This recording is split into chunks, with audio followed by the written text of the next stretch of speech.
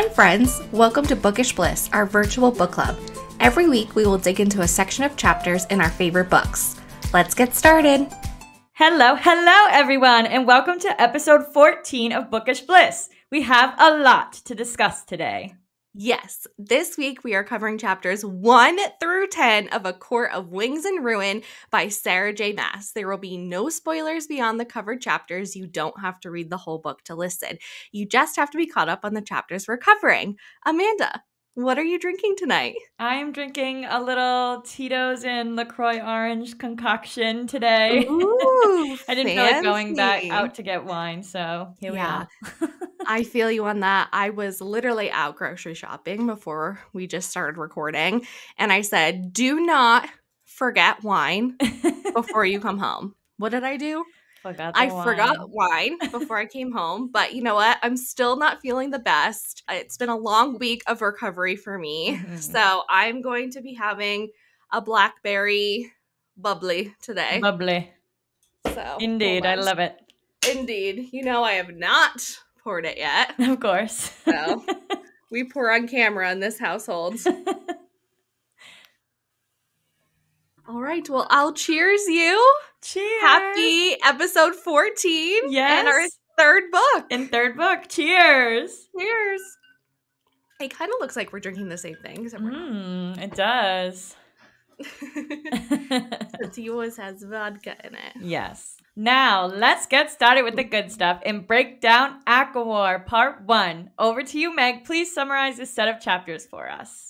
All right. Just like books 1 and 2, I'm going to do a brief summary of all the chapters we read, and then later on the episode, we'll be digging a little bit deeper and getting into that plot. So crazy. So crazy. Chapter 1. Feyre is a beautiful fairy princess painting her life away like she wasn't a wolf in disguise about to tear the spring court within its very walls. Tam Tam is none the wiser, but Lucy Baby is not picking up what she is putting down. Ianthe apologizes, and we all had to hold our vomit in during that scene. Ugh. Chapter 2. Jurian is back, and we get to meet 2 Highburn royals. They're just plain strange, the twins. They are also Damati, but our girl Feyre showed them up who is the strongest of them all while smiling at them sweetly. Yep. Chapter 3. We get to see the group of the Highburn royals, Jurian, Feyre, and Lucien, travel to the wall to see one of the holes in it so the royal brat twins can study it. Ianthe tries to impress the Highburn group. Alice calls Feyre out on her shit, and Feyre is all, I have no idea what you're talking about, lady. I missed Alice. Me too. Chapter 4. Summer solstice has arrived. Feyre ruins Ianthe's performance by stealing the show. Feyre dances with Tamlin, putting on her millionth Oscar-worthy performance, and eats lots of food before her next plan is put into place. Chapter 5. Feyre Darling leaves before midnight with Lucien. She gets dressed in a really sexy nightgown for bed, fakes a nightmare, and has Lucien comfort her, only for Tammy Tam to walk in on both of them while they're barely dressed. Sneaky Feyre knew Tam Tam would come looking for her after her small touches and dancing with him all night. The next part of her evil plan has been complete. I fucking love Feyre in this section. Chapter 6. No one is speaking at breakfast except Ianthe, who is having an identity crisis and needs to prove she is the baddest bee of them all. She starts dropping hints about impending Naga attacks, but no one seems to really care about anything that's coming out of her mouth. It's amazing. Yes. This chapter ends with our wall group going to inspect the second hole when they see a few children of the blessed. Poor little souls. I know. Chapter 7. Feyre chases the children of the blessed away from the Fae side of the wall. Feyre and Jurian have a weird heart-to-heart by the fire, and we learn the next morning that Feyre was unsuccessful, and the royal brats went and found those children and ate them anyways. Fucking brats. Chapter 8. Tam Tam is having a mental breakdown after Feyre and Lucien retaliated against the royal brat pack and sent the bog after them for the murder of the children of the blessed. Tamlin explodes a room that injures Feyre. Ianthe stages a Naga attack and blames a sentry, and Feyre's final piece of her takedown slides into place when Tam Tam turns on his sentries and punishes one of them in front of the entire estate for something everyone and their mother knows Ianthe did. Yep. That fucking bitch. Chapter 9, we get a goodbye scene between Feyre and Alice. So many tears. I know. Everyone, including Tam Tam and Ianthe, travel to the third hole the twins would be inspecting, which includes Feyre stopping Ianthe assaulting Lucian, making Ianthe smash her hand with a rock over and over again, and the Royal Brat Pack trying to stop Feyre from leaving the Spring Court. Wild. Chapter 10, we get an epic battle scene between Feyre, Lucian, and the Royal Twins, where the princess loses her head and the prince gets stabbed in the eyeball. Lucian decides to leave the Spring Court with Feyre to go find his mate, and they're escaping through the Autumn Court while Tam Tam is roaring in the distance. His court has now fallen and Feyre has won. Can't wait to see what happens next. I can't wait. Crazy. I know. It was such a great set of opening chapters to this book. Yes. Unfortunately, there's no Rhysand, but if there's no Rhysand, really, we get like a few moments of them talking through the bond. Yeah. But if I can't physically see him in a scene with Feyre, at least we get to see her take down the Spring Court little by little until it explodes. Honestly, Feyre is my fucking favorite character so far in this book. I love her. I cannot wait to talk about all the shit she has done in this section.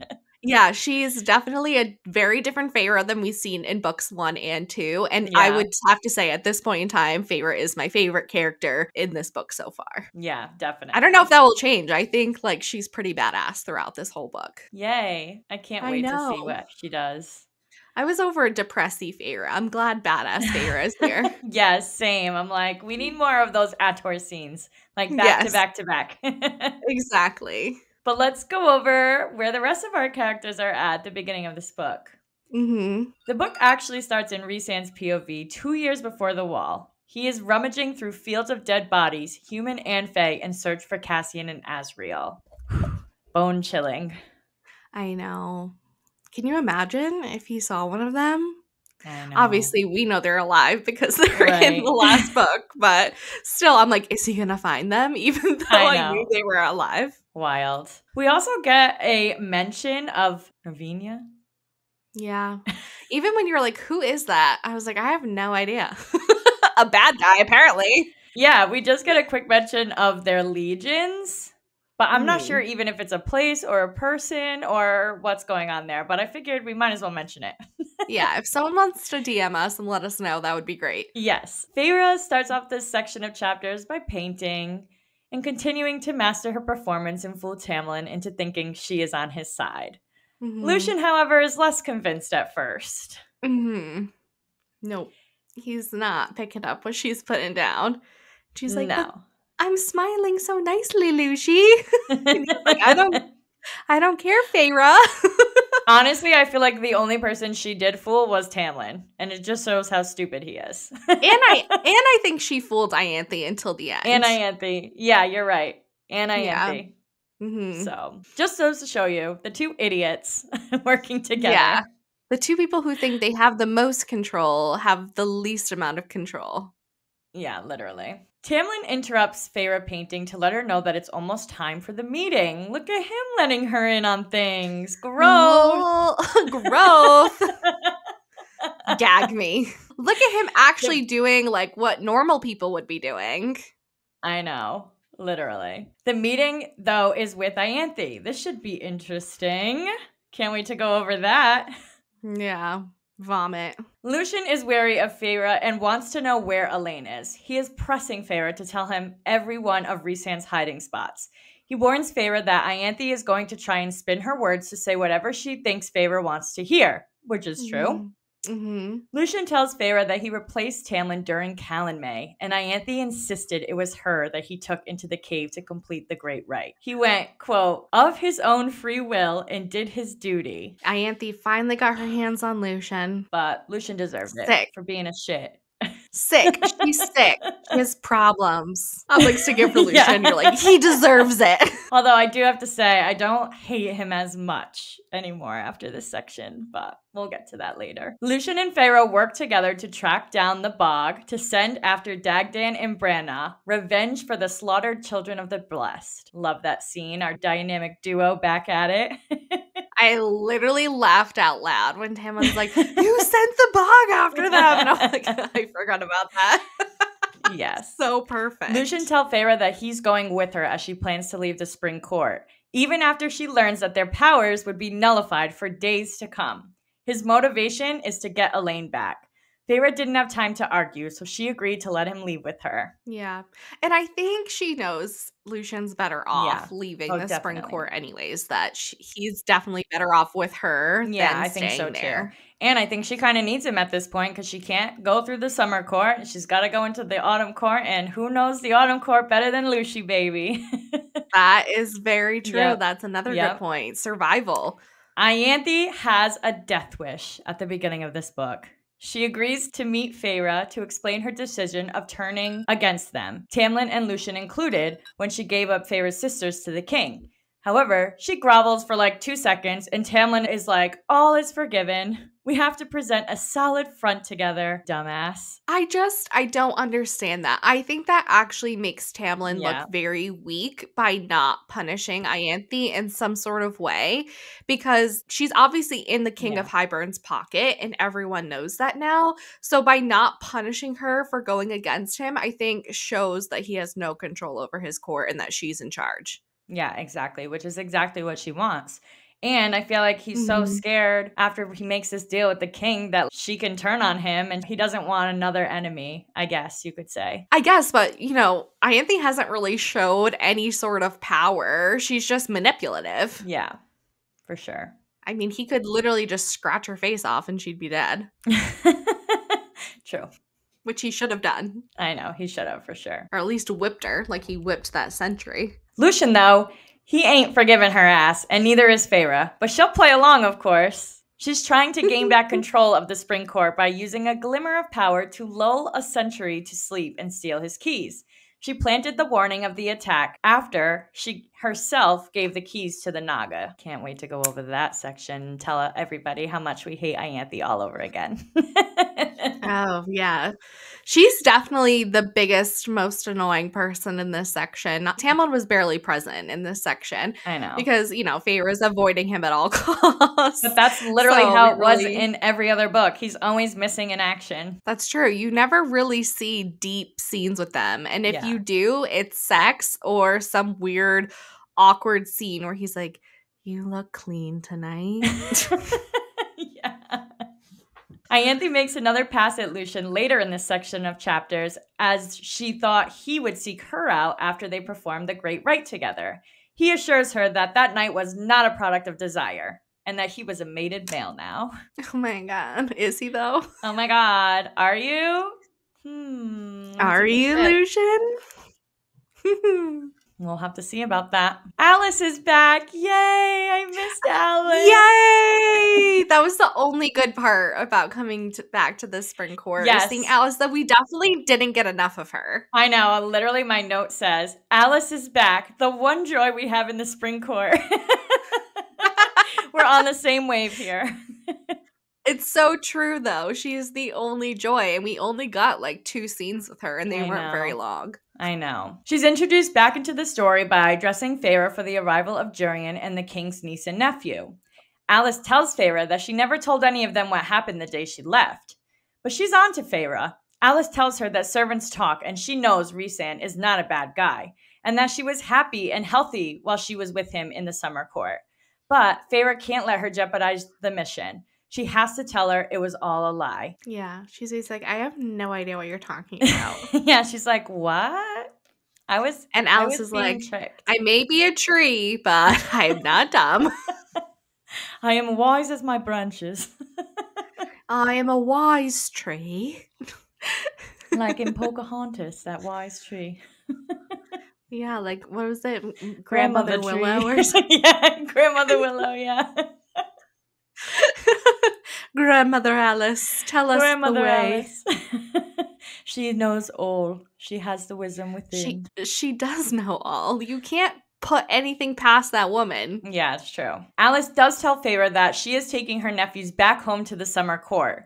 She reassures Feyre that she will always have a friend there, even though there is a blood ruby with her name on it. Feyre tells her that she will always have a friend in her court as well, and it was understood that she was not talking about the Spring Court. I love that Alice knows everything. Jurian makes it out to the Spring Court. He introduces 2 commanders, their highnesses Prince Dagdan and Princess Branna. King Hybern's niece and nephew, and they're twins. They're weird. They're like incestuous. I know. Prince Dagdan yielded to his twins every wish in order. He poured her drinks, sniffing them first, selected the finest cut of meat from the platters, and neatly arranged them on her plate.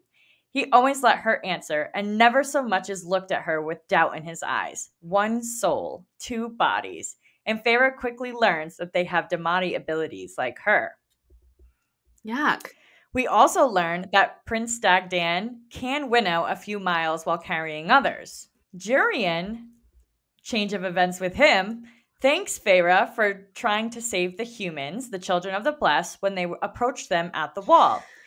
He is also onto Feyre. It seems like everyone is at this point except for Tamlin. And Ianthe. And Ianthe, yeah.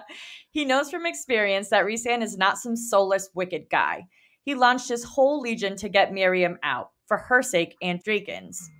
He says Rhysand was the most decent man of them all, and you don't lose that quality, even after centuries, and he was too smart to do anything but have the vilification of his character as a calculated move. Spot on, Jurian. So spot on. He says to Feyre, He knew all that little eye. Yeah. That little eye, he knew it all. Yeah. Oh, shit. He says to Feyre, the most powerful High Lord in the world lost his mate and has not come to claim her, even when she is defenseless in the woods. Perhaps that's because Rhysand has never lost you at all, but rather unleashed you upon us. He ain't dumb, but he's got his own little agenda up his sleeve. Yeah. He has actually too much to worry about than what Feyre is up to and trying to take down the Spring Court. It does not matter to him either way what she does. Exactly. The children of the blessed are back, but not for long, unfortunately. Wah, wah, wah. They want to live in Prythian in peace, but Feyre tries to convince them that they are not safe and their kind will die here. Duh. They leave the wall, but they don't make it back to their village fast enough. Dagdan and Branna knew they would need to stop for rest and could not make the journey in one night. They slaughtered them and brought their dead bodies back to Prythian. Jurian explains to Feyre that they could have killed them in the Mortal Lands, but they brought them back here and killed them to make a statement about their power. Yeah, well, we know what Feyre and Lucy had to say about that. Mm-hmm. I wish the bog had got them. I fucking wish too. I was dying laughing when they sent the bog on them, though. I know. It's just so perfect. Literally so perfect. Well, that's all we have for our characters for this section. So we're going to move right on into the world building section. And honestly, part one of any book so far has been my favorite because we get to talk about the map and the new territories that are on it. Mm-hmm. In the Dawn Court, we have a new territory called out, the Palace. Mm-hmm. In the Autumn Court, we have the Forest House, which I'm sure we'll be seeing for the first time in the next section since we'll be in the Autumn Court. Yeah. On the continent itself, we have Montessori on the western coast, Rask further inland, and Scythia further inland, but south of the wall in the Mortal Lands. So we have a few new territories and a few that we're already kind of introduced to in this section, which we'll get into later. Mm-hmm. We get this mention of the Loyalists in Rhysand's POV at the start of the book, and Jurian mentions fighting with Rhysand against them. I'm assuming that they were anyone who wanted to keep the humans enslaved back then during the war. Yeah, yep. So that and would not be give like, up their land to the humans because the humans had no land That's before the true. war. Yeah. So these Fae territories were giving up land so that humans can have a piece of it. And they were like, absolutely not. This is our land. Yeah. Why do you get to have it? We get some more information about the cauldron, and it was restoring to full strength as it was drained by turning Feyre's sisters into Fae. I wonder what happened with the queens after that. I don't know. It hasn't been mentioned yet. I can't fucking wait to find out that they're dead, those stupid bitches. They better be dead. That's all I have to say. It's time for a summer solstice celebration. The longest day of the year has returned. Ianthe is giving a big speech, trying to be all important, but Feyre steals the spotlight. Literally. Yeah, the performance she was putting on with all the prayers and the rituals and looping in Hybern, and they're like, why are we even here? Yeah, like get on with Gross. it, bitch. Yeah. Crazy. We've already discussed this, but the Naga had returned, 7 of them to be exact, and they were sent by Ianthe. It was all an act so she could be the hero by warning them ahead of the attack. When I was reading this back earlier, I was like, it's just weird to think about them holding keys. I can't remember what the Naga looked like. I can't remember their description, but it's just weird to me that they could hold keys because I just think of so animal. But I know they spoke, they talked to her and was like, "You're gonna die," but it's just like so weird to me. We learned that the King of Hybern's army is 200,000 soldiers deep, and twice that number if you count their allies in Valahan, Montessori, and Rask, 2 of which are new to our map in this book. We also learned their plan for the wall. They need the exact spot where the holes are to unleash the power of the cauldron to destroy it. The holes exist because a person or object of mighty power passed through it. The cauldron will study what was done and magnify it to collapse the wall. So now that Feyre knows the plan, she can get the fuck out of the spring court. See you later. Actually, she said, see you never. Yeah. She definitely didn't say see you later. No. On to Megan's favorite section of the world building. Magic. This is a pretty extensive magic section, which is kind of odd for a world building section of part 1 because we've been back in the spring court already. We know all the people. We know the layout. We've been to the wall many of times already. So I feel like it was a nice little short and sweet world building section. But the magic is jam-packed. I'm exhausted looking at it. You want to sing first, though, Meg? Magic, magic, magic, magic, magic, magic. Woo! I got the magic in me. Thank you. Beautiful. Love it. All right, here we go. The magic in this section. Feyre lowered the invisible dark snares she erected around her room to alert her of any visitors. Rhysand and Feyre talked through their bond once when she got to the spring court so she could tell him that she was safe and well and ask if her sisters were alive. He responds, "They are alive, they are healing, and I love you." Aww. They chat a few more times throughout the bond while she's in the spring court, but they have to be careful to not expose themselves.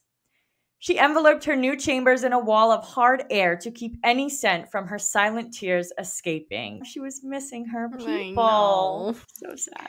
Feyre willed ice into her veins, turning burning rage into frozen calm when Jerian walked into the spring court. Feyre realizes that the twins are Damati. Her mind is shielded. She reached out to protect Tamlin and Lucian's from the attack on their minds. She struck with a barrier of black around their minds, and the twins jolted back as if physically hit. I can't believe Tamlin's mind isn't protected. Where is his shield? Well, can he? If he's not Damati, can they protect their minds? I think they can build a shield because Rhysand didn't know Feyre was Damati, and he taught her how to build the shield. That's true, yeah. I kind of assumed you had to have some mind abilities to be able to do that, but yeah, you're right. They totally were practicing that before. Maybe he just doesn't know how to, and nobody ever taught him. He might have learned the Illyrian war moves, but he didn't learn the mind games.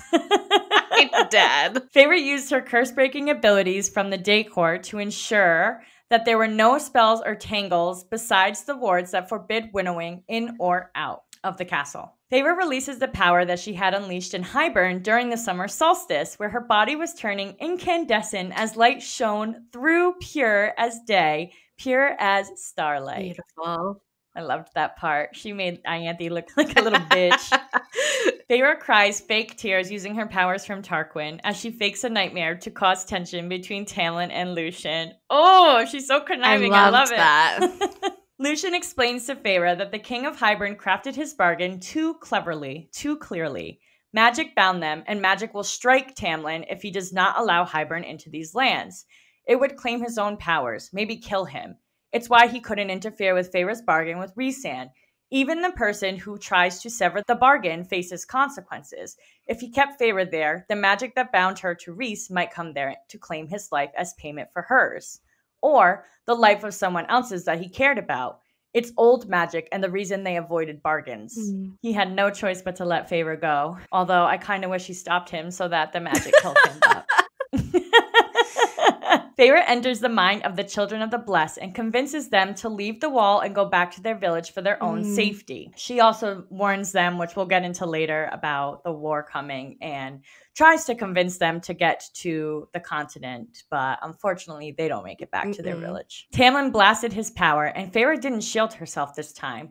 She ended up with scratches all over her face, neck, and hands. She willed her cleansing, healing power from the High Lord of the Dawn Court to keep the scratches there. She wanted to make him feel like shit for hurting her. She wanted everyone to see what he had done to her. Yep. Feyre continued to shield her mind and the others around her, even though after the Bog was sent for the twins, they seemed to back off. For now. The strain was now a constant headache that was worse after she sent her power through the wall. Feyre slid into the mind of the sentry who was accused of losing the key that the Naga had used to break into the castle.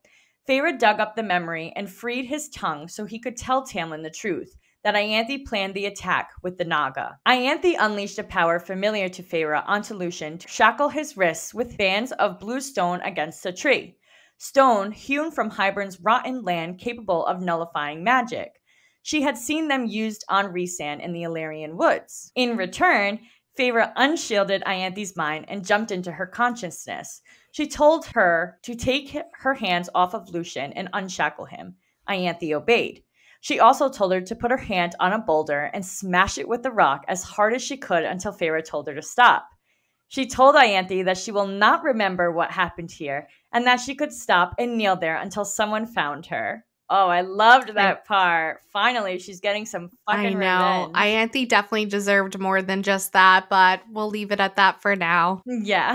Dagdan and Brenna figured out Feyre's plan to vanish from the spring court and fed her an apple from the King of Hybern's personal garden that was watered with Faebane, enough to knock out her powers for a couple of days straight without having to use any shackles. It was wearing her down until her body fully absorbed the apple, making her nearly mortal again. Feyre and Lucien decide to leave the spring court. They can't winnow directly into the night court since their powers were nullified and wouldn't return for a couple of days, so they decide they can hide in another court until their powers are back and they are able to winnow again. They can't go through the tunnels under the mountain because they sealed all the entrances and didn't want to risk being stuck down there forever. They can't go through the summer court because of the blood ruby. So, Lucien says he knows a place, and they use their last ounce of magic to winnow into the autumn court. Lucien warns it will be just as dangerous in the autumn court as summer, but they have no better option at this point. Nope. Cannot wait to see how it goes in the autumn court. I'm itching to start reading. I don't think it's going to go well. I don't think so either.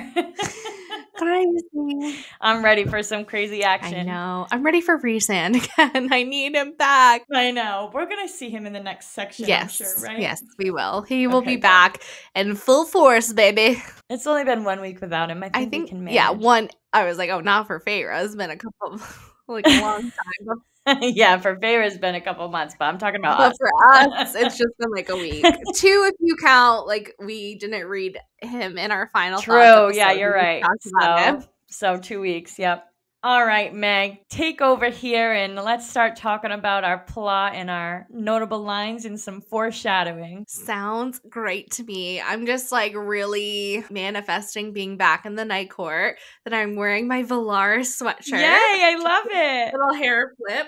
It just says Valaris, City of Starlight. And it's just a cute little symbol of the night court on here. But it's so funny. The first time I wore this sweatshirt, I was going on a plane to Miami. Actually, I bought me and my mom matching sweatshirts, but hers is black and mine is white. And someone saw it and they're like, is that Valaris? I love Rhysand. I was like, oh my God, me too. And then we just talked the whole airplane ride about ACOWAR and all the books. And it was just fantastic. Oh my God, that's awesome. You probably felt like you got there in 3 minutes. Oh, yeah, for sure. I was like, this is so good. I love to talk about this. You have no idea. And now we have a podcast where we get to talk about it all the time. Know. All right. But it's keeping Rhysand close to my heart as we finish this part 1 without him. Yes. So, as Amanda said earlier, this book opens up with a point of view from Rhysand 2 years before the wall, and Rhysand is walking across the battlefields that is full of dead bodies of both mortal and fairy. His own power had been depleted. He had just spent the final moments of the battle, just like the mortals, fighting with his sword and his fist. so his Illyrian training had kicked in at this point. Mm-hmm. They were holding the line against whoever Ravina's legions are, and if they didn't, it would have been another fatal blow to their movement. Their side of the war was already suffering. They were guarding a keep that was the heart of the continent that was holding their supplies. Food, weapons, things like that. The battle had lasted for 3 days. He begged his father for reinforcements, and on the third and final day, he finally sent in an Illyrian unit.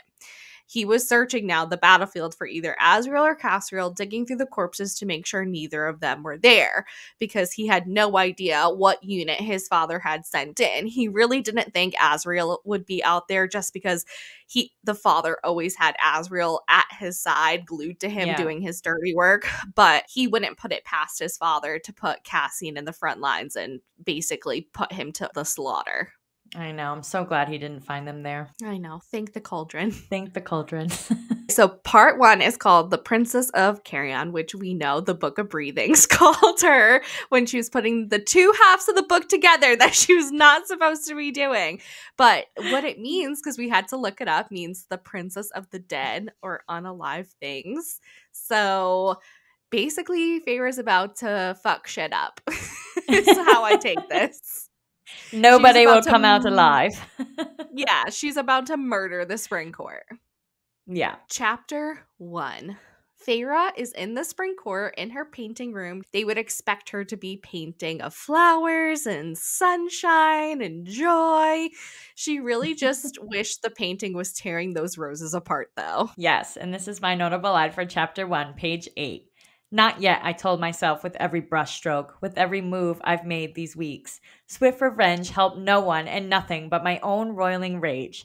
Even if every time I spoke to them, I heard Elaine sobbing as she was forced into the cauldron. Even if every time I looked at them, I saw Nesta fling that finger at the King of Hybern in a death promise. Even if every time I scented them, my nostrils were again full of the tang of Cassian's blood as it pulled on the dark stones of that bone castle. She's ready to take them down. She's already ready in Chapter 1. She's plotting and pretending to paint beautiful things. Yeah. And she's keeping up with her magic, though, because we can see her practicing little skills while she's pretending to be this docile little princess. And she breaks her paintbrush, but instead of just throwing out the pieces, she burns the 2 pieces and then uses the wind that she has to send the pieces out of the manor, and then brings back in the smell of roses, which she couldn't stand, but used it so that it got rid of the burning smell. So she's just trying to keep up with, her powers, just to make sure she doesn't go rusty. Yes. Tamlin and Lucien come to get her to go to their meeting with Ianthe. Lucien is very wary of Feyre in this chapter. Tamlin compliments her painting, but she's just pretending to be her old self that cannot accept compliments. She's like, it is nowhere ready to be seen at this point, and just acting all self-deprecating. Yeah. She had, like you said earlier, received some reports from Rhysand about her sisters and how they had been doing. Feyre had been keeping up her haunted persona to keep Tamlin at bay at night, because she is not trying to be in the bed with him at all. She's like, don't touch me, back away, 10 feet. I'm so scared, don't touch me. She's really just trying not to vomit. Yeah. Her new bedroom, because her old bedroom was destroyed by Tamlin, which is not surprising. Her new bedroom now is across from Lucien. Yep. Which I don't know if it's for Lucien to keep an eye on her, or like there wasn't any other bedrooms, which I assume there's multiple bedrooms she could choose from.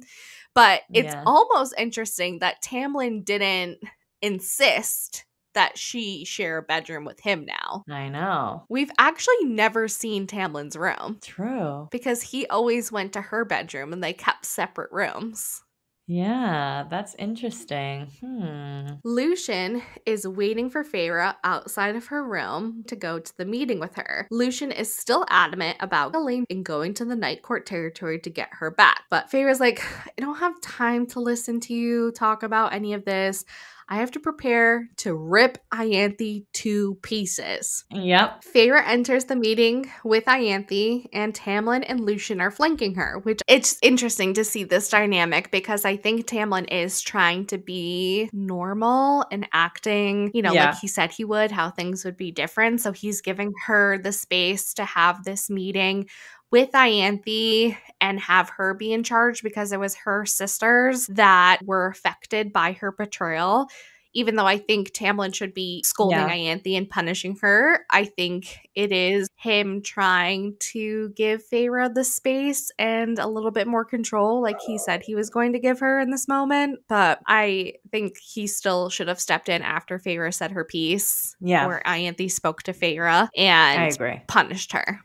Ianthe gives some bullshit apology about how she did this for Feyre, how she thought she would want to have her sisters with her forever.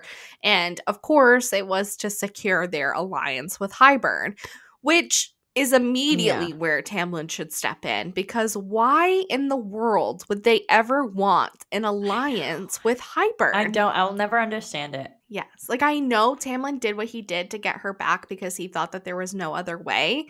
But clearly, Ianthe could give literally two shits if Feyre ever got back to the Spring Court. It was all to make an alliance with Hybern, which Tamlin just stepped into.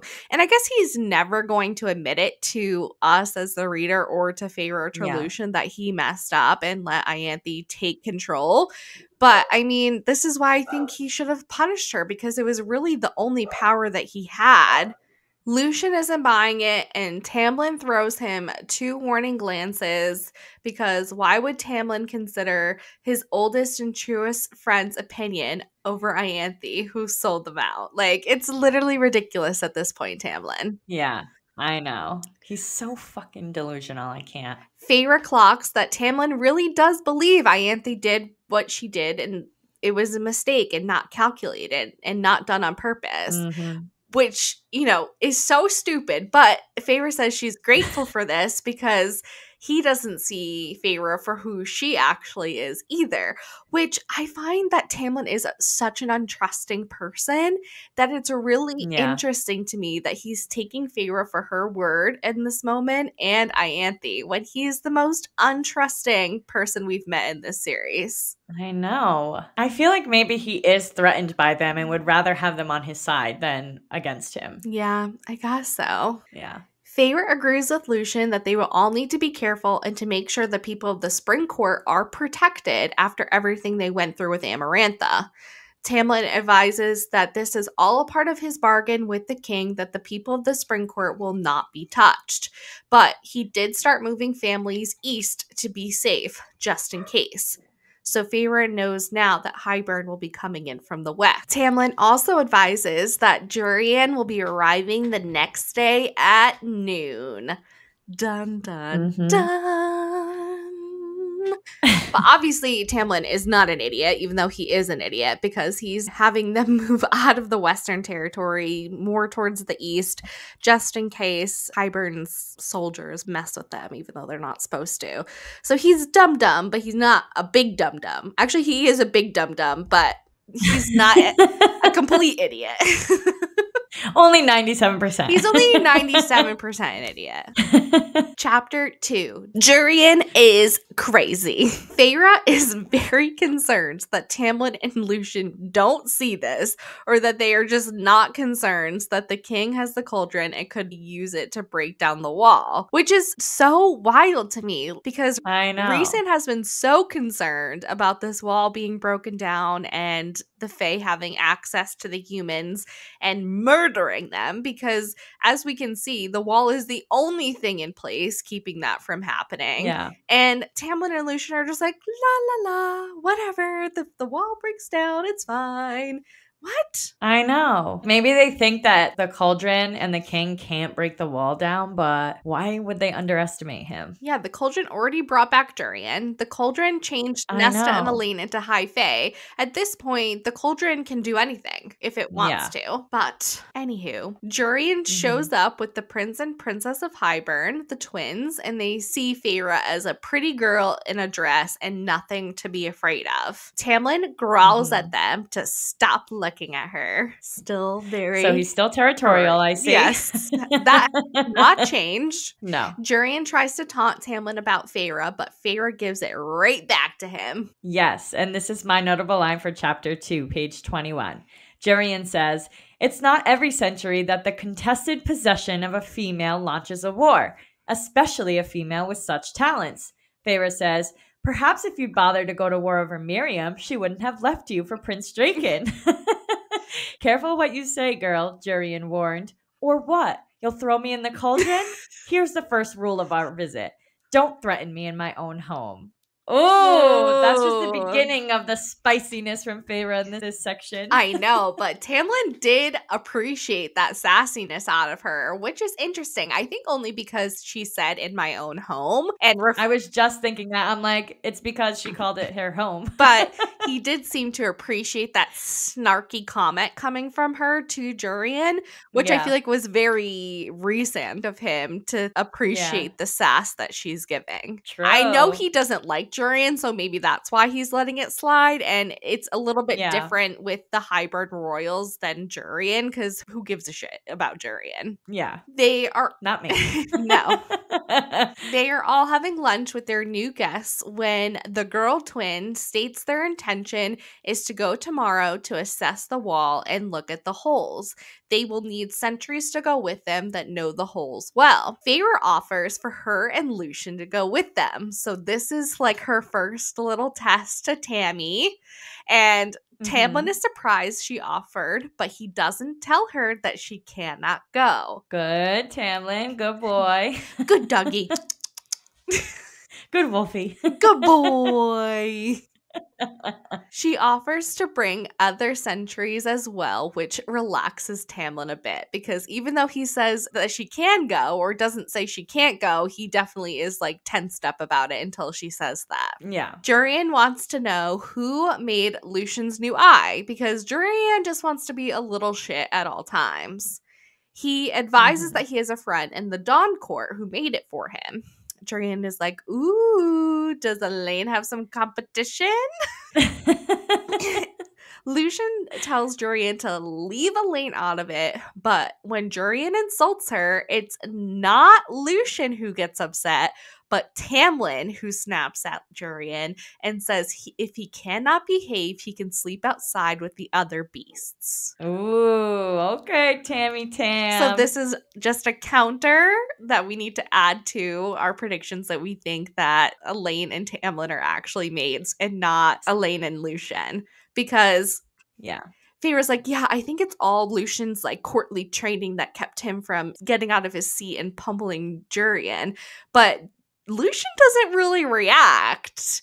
Tamlin's the one that snaps. And Tamlin is the one that keeps snapping. Sloppy work, Tam Tam. Jurian switches topics, though, to find out Miriam and Draken, saying that Feyre's High Lord must have told her. Feyre doesn't know anything. She was just told that they were dead. She then feels the twins trying to infiltrate her shields and knows that this conversation was just a distraction to have them probe their minds. She knows her shields are sound, but she didn't think Lucian or Tamlin's were. And sure enough, she sees them trying to get into their minds, so she whips out her power and smacks them in the face, basically. Tamlin notices that they've all gone weirdly quiet and wants to know what's going on. Finally, Tamlin's like meter of something's not quite right here finally picks up that something is wrong. But Feyre says nothing is wrong and the twins must just be tired after their journey. And she runs her claws down their mental shields in warning, even though it pained her. Then she just continues eating. She's like, absolutely not. Are you going to Badass. disrespect me, even though this isn't Yeah. really my home anymore? But absolutely not. are you going to get away with anything? Because yes, she hates Tamlin for what he's done and even Lucian, but she is not going to let these Highburn royals do anything to them because they're still a part of Prythian. Right. And she's not going to let Highburn win in really any way. I guess she kind of does, though, because she lets the Spring Court fall to Highburn. But while she's there, you know what? Actually, this is really blowing my mind. I'm having very conflicting thoughts as I'm speaking. Because why would she care or not if the twins got into Lucian or Tamlin's minds? The way I see it is, I feel like she wanted to be the one that took them down and not have Highburn take them down. Yeah, just have the Almost. illusion of being Highburn as the one that took down the Spring Court, not her. But still, I don't see why she should care if they infiltrated their minds. What secrets do they have? Yeah, because it's not like they know anything that Feyre is doing. Like, they have no idea what she's doing. So I don't get why she was protecting them in that moment, but probably just to put up a front, to show that they're together and one. And she's got to give the illusion that she's not going to just vanish back into the Night Court, you know? She's got to play the part. That's true. And if her shields are sound and she's not protecting them, why? Right, exactly. Okay. All right. I just needed to talk that out because for a second I was like, wait, why is she protecting them? But that makes sense. I know. She's got other ways of destroying them, Megan. That is true. Chapter 3. The group, sans Tamlin and Ianthe, are off in the woods today to travel to the hole in the wall closest to the manor for the twins to inspect. Feyre had been checking to see if there were any other spells in place besides the one Tamlin had protecting the manor. Tamlin, though, he didn't stop her from going, said he had a headache at breakfast when Feyre asked him what was wrong. So basically he was just acting like a little child at breakfast, like, meh, meh, she's leaving the manor, meh. And she's like, what's wrong? Are you okay? He doesn't know how to control her yet. He's trying not to, but it's really hard for him. He's struggling. Yeah, he is struggling not to control and make her do what he says. Yeah. He's like, I have a headache. I'm sick. Stay home and take care of me. Yeah. And she's like, bye. Yeah. See ya. I hope your headache goes away soon. Have Alice help you. We find out that there are about 3 holes in the wall on land and 1 by sea, which we know about the one by the sea because our inner circle used it to get in and out of the human lens in the last book. The twins state that they would need to use the cauldron to open a wall from a hole on land. So the one from the sea is completely out. The hole they're inspecting today is the hole that Feyre came through when she first arrived. The next hole is 2 days from this one, and then the third hole is another 2 days from the second hole. They would have to plan excursions to go and see them. We learn only the boy twin can winnow, only a few miles when he is carrying others, and Lucian says whatever she is planning to do, to stop, because it'll end up with all of them in knee-deep shit. And she's like, I'm not planning anything. She's like, whatever could you mean, Lucian? Yeah. He's like, why are you offering to go to these holes with them? What are you up to? You're going to make us in bigger trouble than we're already in. And she's like, I have absolutely no idea what you're talking about. You're delusional, Lucian. Yeah. Lucian's like, no, I'm not. Lucian says that he would have been on the Human-Fae Alliance during the war when Feyre asks him that question. But she now points out that he is actually helping Highburn. So what changed? He says because he was trying to get her back, and what happened in Highburn was not what was supposed to happen. I think he's just meaning her sisters, because what else was going to happen when they were there? Obviously, the bond was going to break. They were going to take her back, and they would still have this alliance with Highburn. Yeah, I assume they were talking about the sisters at this point. Feyre says, I didn't know guilt was such a powerful motivator. He says that he got back to the manor the day she was abducted and saw the ring. And she lies to Lucian and says that it melted off her finger, which he absolutely knows is not the truth. Yeah. She is trying to get some more information out of Lucian. What does Highburn want? Why is he doing all of this? Does he just want to conquer? Is it arrogance? What is the final goal here? And we kind of have always just gotten information from Lucian when we're in the spring court. It's the only way Feyre has ever been able to get information because we're sure as heck Yeah. not getting it from Tamlin. True. But before Lucian can answer, which I think he really was going to tell her, the twins and Jurian show back up after looking at the wall and see how closely Feyre and Lucian are sitting together. The Yep. start of her plan. Jurian lets out a careful Lucian. They arrive back after their excursion for Ianthe waiting for them. Ianthe had made her grand entrance earlier that day, but no one seemed all that impressed with her. So now she's waiting for them to return back from their little excursion so she can show her face basically to all of them again. She says she's there because she wants to talk to Feyre about planning a party for summer solstice. We learn then that Tamlin did not participate in the Great Rite, like Amanda said earlier, and that Lucian had taken his place. Yuck. With Ianthe. Gross. Gross. I just feel so bad for Lucian because I feel like he always just gets stuck doing the dirty work and things that are But why did he have to unpleasant. take her? Who cares if she insisted? You should have just took another hot bitch. Because Tamlin literally only listens to Ianthe, so he probably just growled at Lucian and Lucian's like, he's so sad about Feyre, so I guess I'll just have to do it. I don't think that's what Lucian sounds like. I loved that Eeyore impression of Lucian. That's just what I feel like Lucian sounds like at this point because he's just so over everyone's shit. Yeah. And he's ready to get out of there before he even decides to go with Feyre. Yeah, he's like, I need to figure out a way out because this is ridiculous and I'm sick of Ianthe. Yeah. I'm sick of Tamlin. I'm even sick of Feyre at this point. I'm just done. Yeah. I'm going with Alice to the summer court. Yeah. Alice, can I come with you and your nephews? So funny. Speaking of Alice, we see our first interaction with Alice and Feyre. None of her dresses are fitting because she's finally healthy again. Even if the others don't see it, Alice does. For someone who was supposedly tortured for months, she's looking mighty healthy. Alice says to her, I was there the day the Morgan came, and I begged her to take you. And she's like, I never told anyone about what happened that day. And Feyre tries to play it off. She's like, I was kidnapped, Alice. I was kidnapped. But Alice sees past it. Like you said earlier, she heard from servants at the summer court and talked about how Rhysand never touched any of the lesser fairies under the mountain.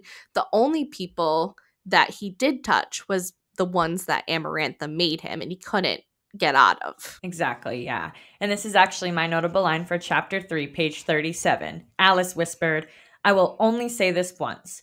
Whatever you plan to do, I beg you, leave my boys out of it. Take whatever retribution you desire, but please spare them. Yes, because Alice knows she has a plan. Alice can see all. And she's like, please. She knows the spring court is going down. Yeah. And I feel like Alice knows that the spring court deserves it at this point, that Tamlin deserves it after everything he's done to Feyre before she left the spring court. Now she's back there and how he got her back. Alice is like, absolutely not. This is not something that Alice can tolerate. I think prior to, Under the Mountain, I think Alice did have a deep respect for Tamlin for saving her nephews, but she does not like the Tamlin that came back after Under the Mountain, and she can't justify his actions anymore. And so she wants to leave, and she knows Feyre's going to do what Feyre has to do, and she's completely fine with that. Yeah, and I feel like she kind of never saw the side of Tamlin even before Feyre, and maybe it's because he was always away from the castle and she was set to take care of Feyre. I don't think she really even was that kind of servant to Tamlin. I feel like he's just so private. Like you said, we haven't even seen his bedroom. So yeah, I feel like it's all coming to light to her ever since Feyre entered the spring court the first time. Yeah, and just because Tamlin did a good thing for her nephews, and even if Tamlin did good things for Feyre's family, doesn't mean that he can get away with the things that he's doing. Yeah, exactly. And I feel like that's why she decides to finally go back to the summer court. She's fed up with the spring court. She's like, thank you. I can never repay the debt, but I'm getting the fuck out of here now. I don't want to be a part of this anymore. Yeah, she's like, I cannot see you continue to treat your people the way you're treating them because this wasn't like you, and I don't know who you are now. Yeah, and Alice ain't no enabler. She is not an enabler. No. So Feyre will wear the dress Alice picks out for her for summer solstice, which was another white dress that Feyre was supposed to wear after her wedding. And she's like, great idea, Alice. This is a great plan. I will wear this. She's like, yes, indeed. Indeed, this is good for my master plan. Chapter 4, Summer Solstice has arrived. Ianthe was making them get up before the dawn to do a ceremony that they had not done the year before. She is thinking about the summer court today, what they would be doing. She also notes that she doesn't think that Tarquin had ever sent word to the spring court about her visit, which I think is so interesting as well, because there is this blood ruby on Feyre's head, and it would have been so easy for Tarquin to just go to Tamlin now and say, hey, this is what actually happened when Feyre was here. She was not kidnapped. She was not all these things she's claiming to be, because obviously word has gotten around to the other courts that Feyre is now back in the spring court. Word travels fast in Prythian, and he has to know. So I think it's very interesting that Tarquin is still staying very loyal to Feyre and to the Night Court when he has a lot of powerful information to take them down. Yeah, I agree. But I also feel like he's going to be on the right side when push comes to shove. And I feel like he knows that that's with Feyre. Yeah, I think he knows. Obviously, people are probably starting to know about the alliance with Hybern that the Spring Court made. And yeah, I definitely think that Tarquin doesn't see that point of view. No matter what, that wasn't the best way to go and get Feyre back, especially when Feyre opened up to him and told him the truth of what happened to her in the Spring Court, that he now sees that she's being forced back there. He probably knows exactly what she's doing because she tricked him at his court. And he must think that the balance of Hybern and the Spring Court, he's like, well, I'm not going to align with Hybern, so the Spring Court has to fall. Exactly, yeah. I think, too, the whole situation with Amren and who was the guy in the summer court?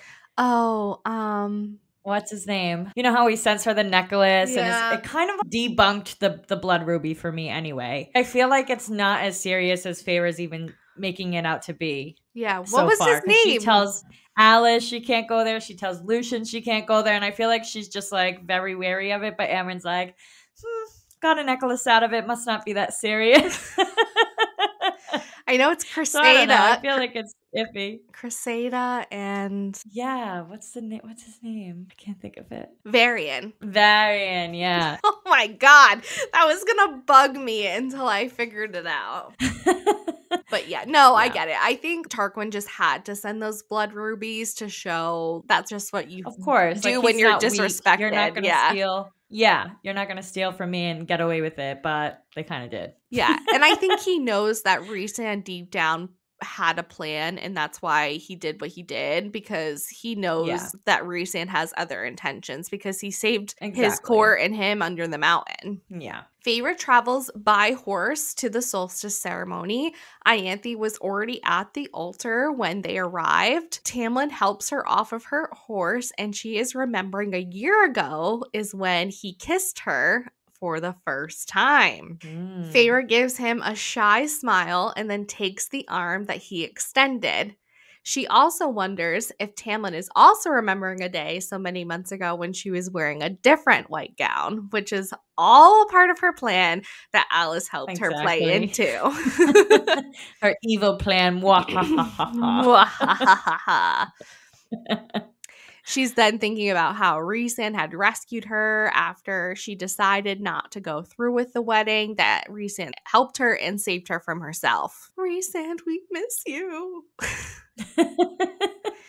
Feyre also wants to know if Tamlin is wondering where the ring is. And for once, she pitied him because Lucian and Alice both lied to him, because Lucian hid the ring, and Alice is like, I have no idea where Feyre went.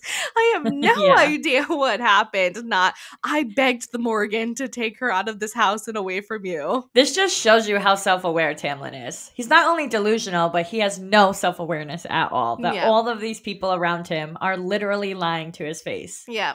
24/7. And we thought Feyre only had a one-tracked mind. Tamlin's even worse than she is. Literally. That's so true.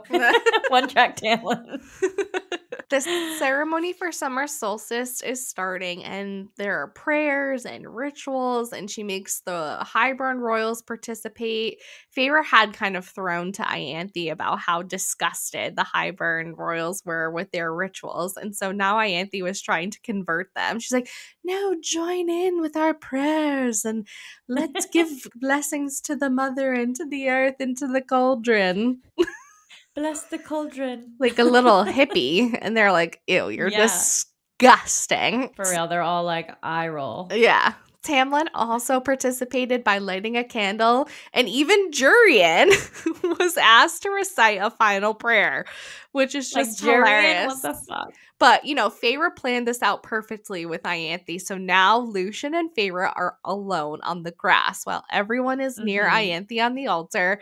Feyre and Lucien are the only ones left standing. Now, this is Ianthe's big moment, the moment where she's going to show just how powerful and blessed she is with the approaching sun would raise over her head and bless her as a vessel of the light of the solstice. She probably picked that spot specifically just because of that rising sun shining in that direction. She definitely did, because it says that her acolytes marked the spot where she should stand so that it would have the best access to the sun. But Feyre, like with her little wind power, just blew it over a little bit so that she would be standing in the wrong spot. But like, doesn't that just show you, or all of the Spring Court, how fucking phony she is? The sun is not rising to bless you, bitch. It's just fucking sunrise. Like, you're so annoying. I know, it's so crazy. Fucking phony. I know. It's really ridiculous that Tamlin even just allows this. I know. The crowd cried out at Feyre, the pure glow of the light of day, as the sun path flew directly over Feyre instead. She also released her own power to make her shine like starlight. Curse breaker. Someone whispered. Curse breaker. Oh my god, we're in the presence of the curse breaker. Yes. Feyre put on a show of acting surprised. She's like, oh my god, me? I cannot even believe. What? Tam looked shocked, and the Highborn royals were baffled. They're like, what? What? She was the blessed one? I don't understand how they didn't know that she was doing this. I know. She reaches out. She makes it so obvious, I feel, but... she's like, oh my god, not me! He probably does know. He just doesn't want to admit it because he doesn't want to lose her again. He's like, she's back. I'm just going to keep my mouth shut, and hopefully she stays forever. Yeah, she can do whatever she wants. Yeah. She reaches out for Lucien, asking for help, and maybe he saw that Ianthe was trying to regain some control, and he definitely doesn't want that. So he kneels down on one knee, pressing his fingers to his brow, and once he did that, the entire crowd fell to their knees in respect of Feyre, Cursebreaker, Cauldron Blessed. I can see the steam like blowing out of Ianthe's ears at this point. Yeah, like I feel like she's just standing there with her arms crossed, Mean Girl style. Yeah. She's like, let me get my burn book out because you're going down, you fugly slut. And Feyre tells us, Ianthe has never once received a blessing for any of the ceremony she's done, but she was Feyre Cursebreaker, who had led Prythian from tyranny and darkness, blessed, holy, undimming before evil. She's just created this whole persona, just like Rhysand has done with his vilification of his character. Feyre has now accepted what people expect from her, that she is cauldron blessed, that she fights evil and tyranny, and that she's blessed by everybody. So she's just fully using that to her advantage at this point, instead of shying away from it or being like, oh my god, I don't deserve this. She's like, no, I'm using this to the umpth degree so that I can take down the Spring Court. Yep. I love that she smiles then at Ianthe. She's like, bitch. Literally. She's like, bitch, I said what I said.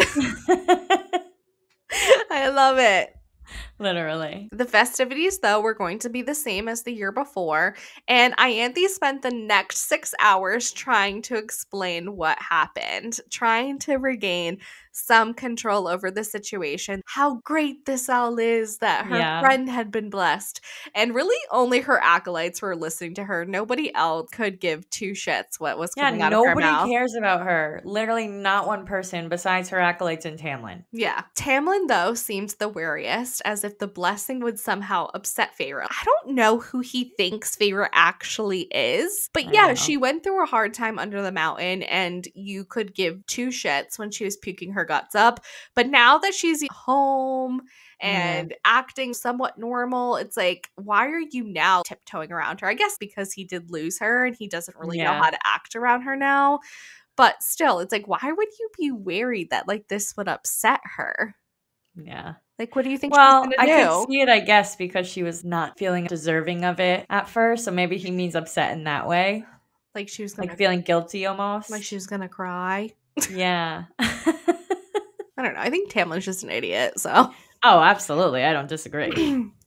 but she was accepting the thanks and good wishes from his subjects, and when she went to freshen up in between that and lunch, and she sends a message down to the Bon to Rhys saying that this was the longest day of the year and I wish I could spend it with you. And then she sent the images of what had happened on top of the mountain earlier that morning. He responds saying it would be an honor to spend even a moment in the company of Feyre Cauldron Blessed. And he's just getting such a kick out of what she did to Ianthe. I can just see him kick back on the chair in Valaris, Yeah. just looking at all these images, just dying laughing. Of what she did, how she embarrassed Ianthe Yeah. earlier that morning. He's like, that's my girl. Yeah. And the whole inner circle is just like, what the fuck's going on? You're like, what is he doing? Like, oh, Feyre must have finally messaged him. Yeah. She wants to then know if everyone is all right, and he says that they're all as well as they can be, and can you come home? And she says, soon, I'll be back. Hybern is here, so she'll be done soon. She's basically like letting him know, you know, once she gets the information she needs from Hybern, she's hightailing it out of there. Yes. After lunch was cleared away, the dancing began, and she saw Tam Tam observing her every move, so she asked him to dance with her. He looks relieved and said, of course I'll dance with you. He's so desperate for her attention at this point. Desperate. So desperate. It's not a good look for you, Tam Tam. I mean, there have been a lot of looks that are not good for you, but this is definitely a bad one. Yeah. Yeah. He's just proving page by page how fucking stupid he is. I think the only good look he had is when he saved Feyre's family from poverty and made her eat food when she first got to Paritheon. Yeah, and it's also kind of shocking how he seems like in ACOWAR, he's like well, before we know that Rhysand is the most powerful Lawn, he is assumed to be the most powerful High Lord, and he's so easily manipulated. Yeah. By everyone around him. How are you even powerful, bro? I know. He's all bronze and no brain. Yes.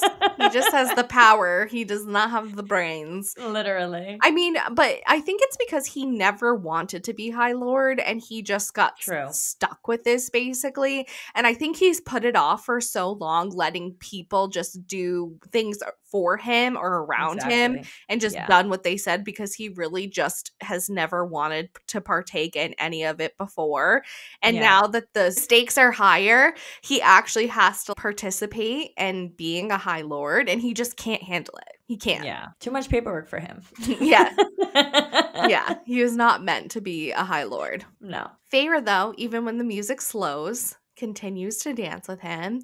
And he's like, I just wanted to make sure you were okay about what happened this morning.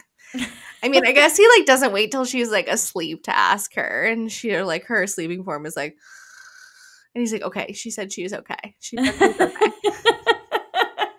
But this time she's conscious when he asks her if he's okay, if she's okay. Yeah, he's improving, baby steps with him. Baby steps into being a normal human being. Yeah. And Feyre's like, yes, I don't even know what was happening. And I hope Ianthe isn't mad at me. And good for Tamlin in this part. He's like, magic still surprises me, but if she's mad, it's her problem. He didn't want her apologizing to Ianthe. Yeah, of course not. I was like, wow, good. Because, I feel like Tamlin from before she left would be like, you need to apologize to Ianthe and smooth things over so that everything is so smooth. And now that Ianthe did that to them, I think that's how Tamlin shows in his small ways that he's punishing Ianthe is by really not keeping her as informed as he was before and not Feyre apologize. She freaking admits that she basically is working with the king to eliminate all the High Lords. He's got to be a little bit caught off guard by her now. And even though, they put up a front that they're all good and dandy, I think he, in the back of his mind, still knows, like, she's trying to fucking take him down too. So. Yeah, no, definitely. Yeah. And while they're dancing, Feyre brings up Calanmai. Yes, and this is actually my notable line for chapter 4, page 46. Feyre says, Lucien told me you didn't complete the rite at Calanmai, that you refused. She's thinking, and you let Ianthe take him into that cave instead. Tamlin says, I couldn't stomach it.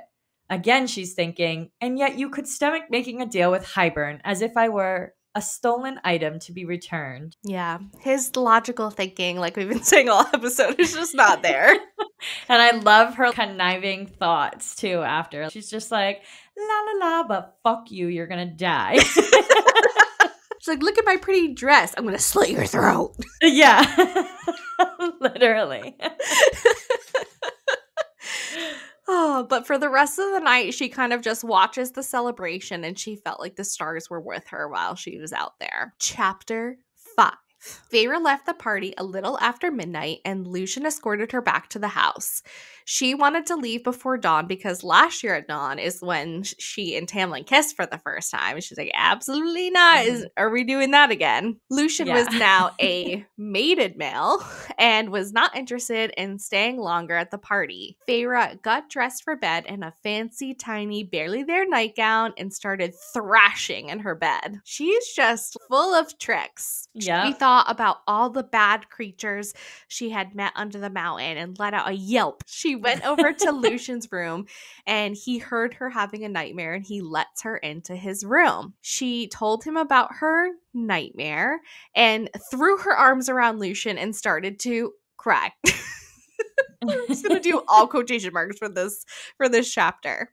Yeah, she's a little performer, this Feyre. Lucien held her while she cried, stroking her back, and then she looked up at him, just like, oh, after her tears had dried.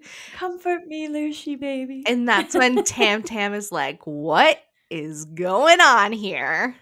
She heard Tamlin coming up the stairs with her power, and she tells Tamlin that she had a nightmare, pushes him out of Lucien's room, and then shuts the door in his face to her bedroom. She knew that Tamlin would come to her room after the glances and small touches she gave Tamlin today.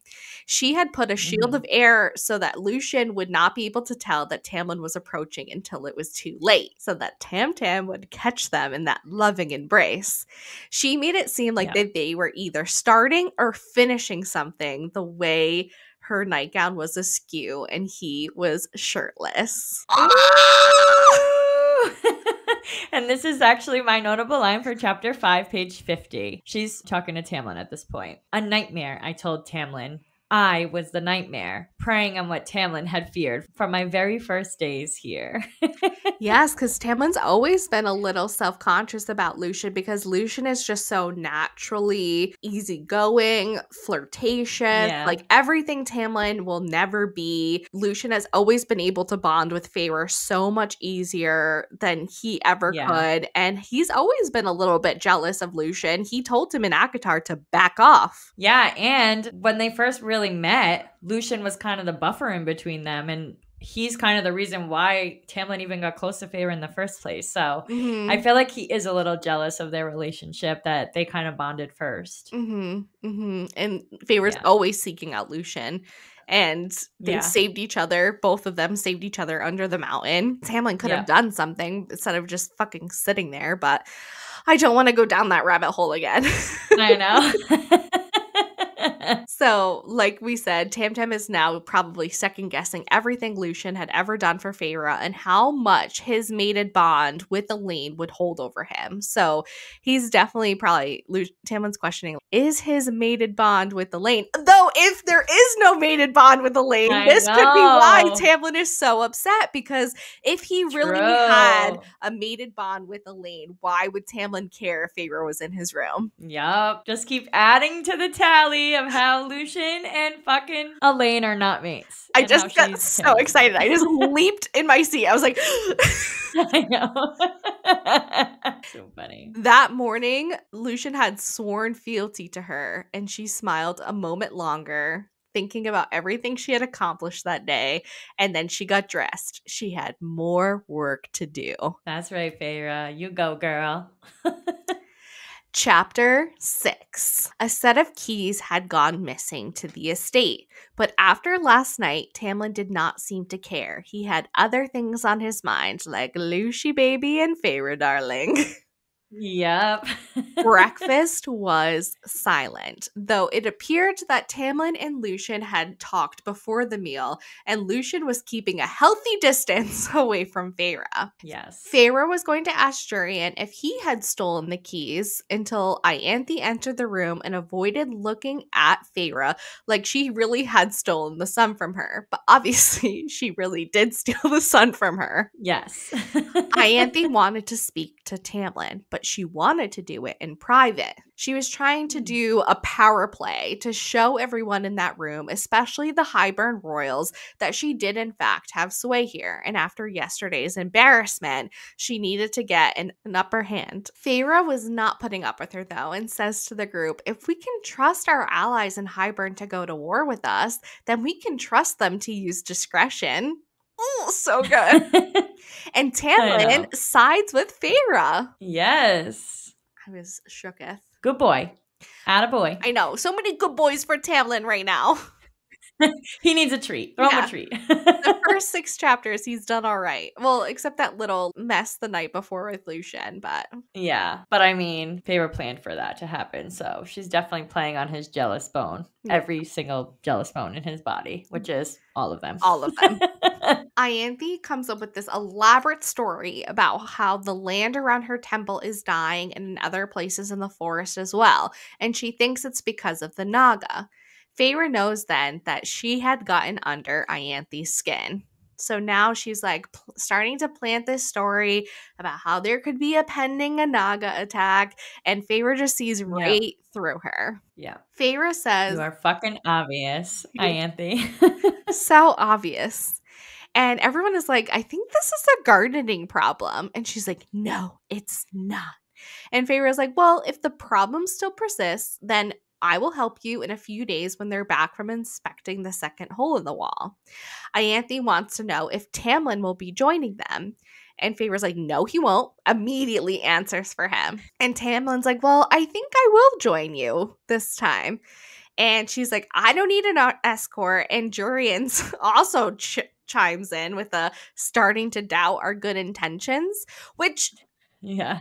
Of course, you never had good intentions, so I'm not really sure what Jurian's comment means by that. Like, they're clearly here to break down the wall in Perithian. Like, that's not any good intentions. I think he meant towards the Spring Court. Oh. Because isn't it part of the deal that he leaves the Spring Court alone if they let them use the lands? Yeah, but Lucien and Feyre will be there. They're not going to let anything happen to the innocent Spring Court people. Feyre has a problem with Tamlin, but she has no problem with the actual people in the Spring Court. Right, yeah. But like we were saying earlier, Tamlin does not fucking trust anybody. So he probably is thinking in this moment, oh, you want to escort her because you don't trust us with her? Yeah. Feyre says that she'll be fine with Lucien. Lucien, however, looks like he wants to disappear forever. He's like, please don't ever say my name in Tamlin's presence ever again. Thank you so much. He can feel Tamlin's breath on his neck. I told you never to think about her again. Feyre's like, well, I can also defend myself. Like, I don't know if you saw me in Highburn, but I'm a fucking badass. So yeah. I can defend myself. Shall I remind you of my powers? Yeah, I threw a knife at your head, remember? She also... You were about to be a kebab. Literally. Feyre also tells us, the readers, that she's been keeping as many minds blocked from the royals as she could, and it's been really draining on her power. So she's really excited to get away from the manor for a bit so that she can rest her brain or her powers. Yeah. Ianthe said, well, Tamlin, maybe you should go because you never know when the High Lord of the Night Court will just try to snatch her away. And Feyre just has to obviously act scared and whatever. And Jurian's like, there have been no news. Their borders are secure, and he would be a fool to press his luck by coming here. And I love how even Jurian undermines her. He's like, shut the fuck up, bitch. He's like, literally like, what the hell are you talking about? And Ianthe's like, well, you just never know. Maybe if you gave back Rhysand's family's wings, then he will leave you alone, which is so weird to bring up in this moment. Yeah. I think it's just to kind of wrap up that storyline, to be honest. But because I thought it was a really weird place to put it. But we were trying to get her to show some emotion towards the Night Court. Maybe. Instead of putting on her act. Not that I think Ianthe's onto her. I just think she's trying to get some kind of emotion out of her. Yeah, to make Feyre react in some sort of way. Yeah. But no luck because Feyre doesn't react. And we learned that Tamlin burned Rhysand's family's wings a long, long time ago. And he looked almost guilty. Because I think Tamlin is really guilty about what happened to Rhysand's mother and sister. Well, if he couldn't even keep the trophy, you know that he's feeling guilty about it. Yeah. Yeah. It wasn't his trophy to keep. It was his dad and his brothers who did that. Yeah. Feyre tells... he went with them. Yeah. And didn't stop them. Yeah, because he's a little bitch. Yep. Feyre tells Tamlin that she will be fine and let's not start down this road again. And all Tamlin says is, be careful. And none of them pretended that it was anything but a threat. They got to the second hole in the wall and they set up as it was nighttime by the time they arrived. She would be sharing a tent with Lucien, and Lucien thought about sleeping outside instead of sharing the tent with her. Yes, and this is actually my notable line for chapter 6, page 55. Lucien says, maybe I should sleep out there. I rolled my eyes, please. A worry, considering glance as he knelt and removed his boots. You know, Tamlin can be ... sensitive about these things. He can also be a pain in my ass, I snapped and slithered under the blankets. If you yield to him on every bit of paranoia and territorialism, you'll just make it worse. Yes, Feyre. I love it. I loved that line. He's also a pain in my ass. I think I bursted out laughing when she said that. Yeah, I think we did both start laughing. She's just finally not this like timid little scared girl anymore. Like she's so fucking funny and just in your face now, and I love it. Yeah, she's definitely found who she is, and who she is freaking fantastic. Yes. Lucien says, well, I think it's because you guys haven't, had sex since you've been back. Yeah. And Feyre's like, there's been no, she's like, intimacy. I don't want to do anything like that. Yeah, I'm not ready. Yeah. She's like, never again will I ever sleep with him. Yeah. Don't touch me. Don't touch me. Feyre's trying to get more information out of Lucien because this is the only time she can really get him alone. And she wants to know if there's some way out of the deal with Highburn. Basically, there's no way out. Lucien had even gone to the day court to learn about bargains and how to break them. And Amanda went over that earlier. And Ianthe basically pushed Tamlin to Highburn. And after the letter Feyre sent and Lucien's interaction with her in the night court, he told Tamlin to basically go ahead. Because I think he was trying to keep Tamlin not from going to Highburn. Just give it more time. Just see what the day court can find out. Don't go to Highburn. And then after those two incidents, incidences. I don't think Lucian had really any control over what Tamlin did.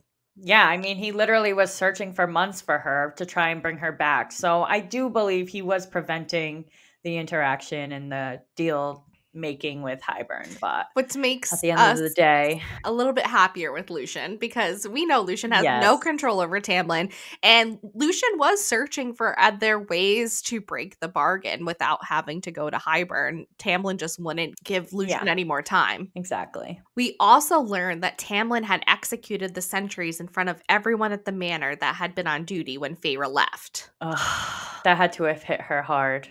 I know. And Lucian did also try to stop that too, but Yeah. was unsuccessful. Why does he still have sentries that work for him? If I was a sentry, I'd be like, fuck this motherfucker. Well, if they all thought that Feyre was kidnapped, I guess that it would be a punishment that probably is normal. But Right. that's not what happened, but that's what they were saying happened. Yeah. Or Alice was saying happened and stuff. So, well, didn't the sentries? Oh no, the sentries didn't get mind alterations because Rhysand wasn't even there. He was in the summer court waiting for them. no, Moore just knocked them all out. So technically, they didn't know what happened, but they know that they were knocked out and taken down by Moore. So when they said Feyre was kidnapped, I guess a punishment for basically the Lady of the Spring Court being stolen from the manor is death, I would guess. Yeah. I don't know. It's a little extreme, but... Well, especially considering the fact that she left and you couldn't even see how fucking delusional you are that you were making her miserable, but yeah, sure, just kill the fucking sentries until you have no one left in your corner. I know. Lucian tells her that they have enemies in every court and having an alliance with Hybern will make them think twice. And Feyre thinks, liar. Trained, clever liar. Because I really don't think that they have any enemies in any of the other courts. Maybe Autumn and what they think is the Night Court having enemies, but they definitely don't have an enemy in the Summer Court. They definitely don't have enemies in Winter, Day, or Dawn, because Dawn helped them out and Day was trying to help them out. So yeah, she's like, you're a liar. Maybe he was thinking a little bit in advance and saying, like, if he fucking teams up with Hybern, we're going to have some enemies, but they'll think twice about coming after us knowing that we're aligned with them now. Yeah, that's true. Lucian does state, though, that he still hates Hybern. Jurian wakes them up the next day and sees that Feyre has basically rolled onto Lucian's bedroll.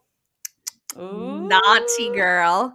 The Hybern princess said that she would have picked Lucian too. She had fun with his brothers in the war, basically. Oh my god. And when they got to the wall that day, they saw the children of the blessed staring back at them. Poor little children of the blessed. You're about to die. More like children of the cursed. Yeah. Chapter 7. The royals look like they have just found their second breakfast. And the children of the blessed, though, seem very happy to see some of the High Fae. They tell them that they are here to dwell in the immortal lands and have come as tribute. And Jurian wants to know if this is true. Lucian was like, we accept no tributes from the human lands, least of all children. So this isn't something that the High Fae in Perithian are taking a part of. It's just some delusion that the children of the blessed have within their own group in the human lands. Exactly. Feyre, like you said earlier, goes into their mind and tells them basically there's only death here and scares them into what awaited them if they crossed into these lands. The royals were still trying to get them to cross over, and the children of the blessed, though, seem to take Feyre's warning and start running. Feyre also dragged a mental talon down the princess's shield in warning. Yes, and this is my notable line for chapter 7, page 61. I prayed that they listen to the other command I'd woven into their minds, to get on a boat, get as many friends as they could, and flee for the continent, to return here only when the war was over, and to warn as many humans as possible to get out before it was too late. Mm-hmm. You know, too bad. Poor little children of the blessed. I know. Jurian thanks Feyre, and she says back to him, I don't know what you're talking about.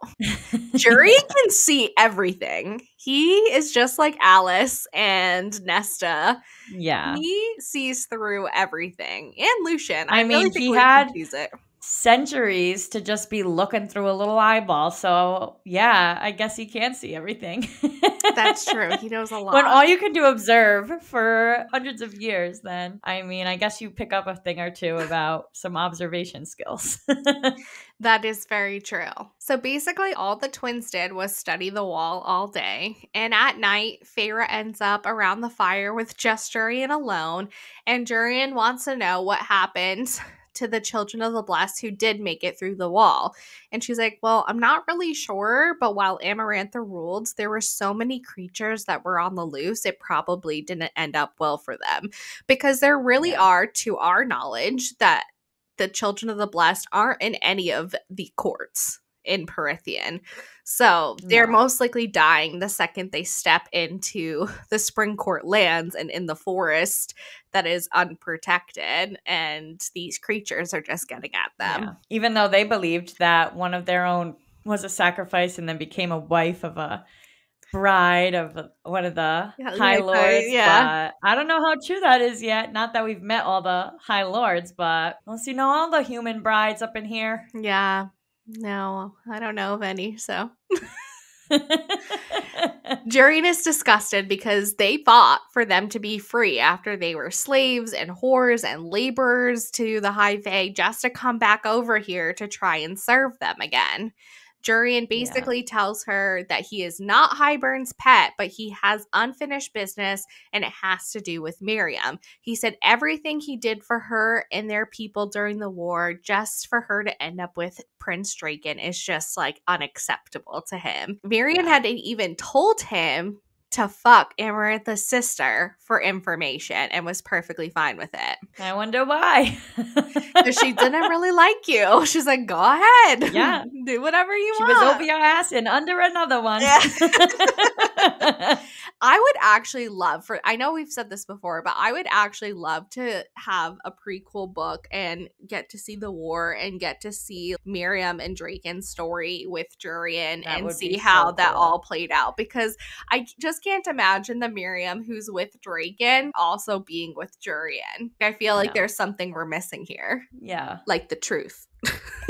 Feyre's like, you got a second shot at life, Jurian, and this is what you're gonna do, is take revenge out on Draken and Miriam. And Jurian's like, well, isn't that exactly what you're doing? And she's like, well, yes, against Rhys. If one day I get to do that, then I'll totally take it. And he's like, no, that's not what I meant. Yeah, Feyre just plays it off, but Jurian says to her, Hybern will kill you all. We'll see about that. Yeah, and I think he is genuinely concerned because I think at the end of the day, wants to protect the humans still. Yeah. And like he said, he has his own agenda, his own unfinished business, and I think part of that is protecting the humans still. Yeah, definitely. And Feyre, no matter what court she's at, he's very concerned that he knows what their armies look like. And I think he's very concerned that he's like, no matter what court you're in, you're going to die. Yeah. And I think he truly believes that at this point with what he knows. Yeah, I think he's a double agent, but also for that reason exactly. Like, he wants to know what's coming and try and see if he can stop it from within, just like Feyre is doing in the Spring Court. The next morning when they wake up, Lucian and Feyre smell blood. The Hybern royals had gone over the wall and found the children of the blessed and killed them, but they brought them back here to show them what they were capable of and that they weren't going to listen to orders. Lucian called it basically a royal temper tantrum, or an immortal temper tantrum.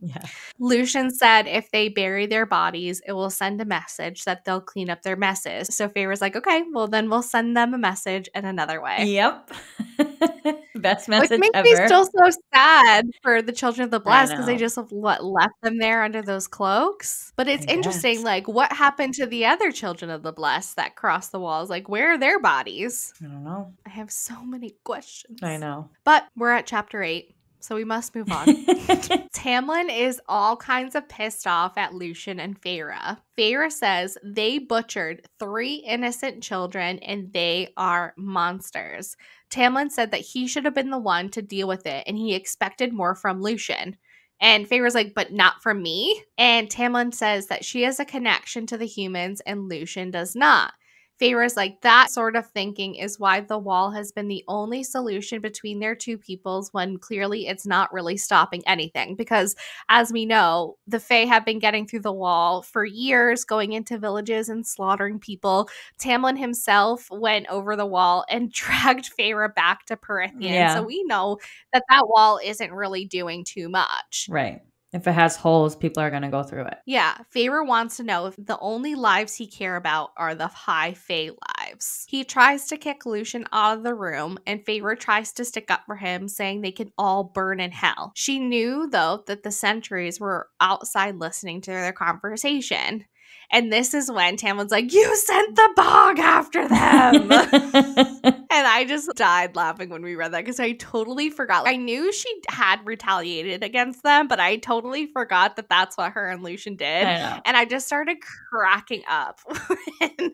I know. I love the description we get of the twins after too, how their face was bloodless and white for hours after. Yeah. After some fighting and screaming, they got away and Feyre's like, damn it. Yeah. Darn it. She felt that the bog was the one creature who could return the suffering that they did to the 3 innocent children of the blessed. Lucien says Feyre gave them an order to stand down and they didn't listen. And basically we cannot let them walk all over us, that the bog was showing them that they also had claws. This was a lesson to Hybern. Yes, we can be allies. Yes, we're working with you willingly. We're helping you inspect this wall, bringing you to the holes, but you don't get to disrespect us and our land. So if you're going to fuck with us, we're going to fuck with you right back. Obviously, Tamlin is not having it. And he's like, that's not how it should have been dealt with. It should have come from me. But if it had gone to him, he wouldn't have done anything about it. And Lucien and Feyre knew that. No. He would have been like, we have to stay strong, a strong front. We have to play nice. No. Yeah. Nobody's fucking playing nice except for you, Tamlin, and look how far it's getting you. Exactly. Nowhere. Exactly. He's like playing in fucking quicksand, that one. Yeah. Tam officially kicks out Lucien. He's like, get out. I already asked you once, now get out. Feyre starts to put on another performance saying, you promised you wouldn't act this way again. Don't talk to me like that after everything I did to get back to you and our people. She knows now that the sentries are still listening to every word outside of the door, and Lucien is also now sitting on the steps listening. She kind of like felt it out to see where he went after he was kicked out. She can see the people's dislike of working with Hybern and if she was worth the dishonor of them being here. Yeah. And this is actually my notable line for chapter 8, page 69. You sold us out to get me back, I said low and cold. You whored us out to Hybern. Forgive me if I am now trying to regain some of what we lost. Claws slid free. A feral growl ripped out of him. They hunted down and butchered those humans for sport, I went on. You might be willing to get on your knees for Hybern, but I certainly am not. She's like, get on your knees, bitch, but I ain't. Yeah, you can suck their dick all you want. Not gonna happen. I'm not. Nope. Absolutely not. No. This makes Tamlin explode. He blows up his study for what, the 18th millionth time? And this time, she does not shield herself from the power and all the furniture breaking around her. A work table slammed her against a bookcase. She slammed to the floor, and Tamlin was before her, his hands shaking. Lucien, though, this time, burst through the door and is like, what have you done? This time, no one is putting up with Tamlin's BS. Because after everything that happened, you went to Hybern, made this bargain with the king to get Feyre back, and now you're going to treat her the same way that you were Exactly the treating same. her the Yeah, first time around? Like, absolutely not. Lucian's like, literally. what are you doing? Like, control your motherfucking emotions, bro. Yeah, at this point, Get a it's therapist. unacceptable. Like the loss of control Yeah.